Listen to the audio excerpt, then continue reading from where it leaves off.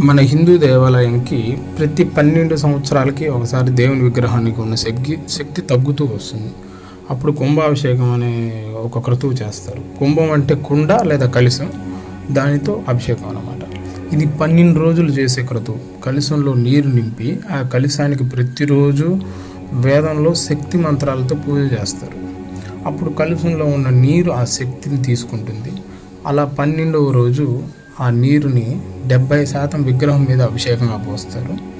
అప్పుడు ఆ నీటి శక్తి విగ్రహం తీసుకుంటుంది. మిగిలిన 30% నీరు గుడి మొత్తం చల్లుతారు. దీన్నే కుంభాభిషేకం అంటారు.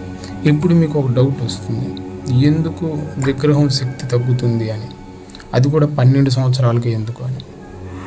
మనలాంటి వాళ్ళు ఎన్నో బాధలు కష్టాలతో గుడికి వెళ్తూ ఉంటారు. ఆ నెగిటివ్ శక్తి అక్కడ వ్యాపిస్తుంది. అలా నెగిటివ్ శక్తి దేవుని మరియు దేవాలయంలోని శక్తిని తగ్గించడానికి ప్రయత్నం చేస్తుంది.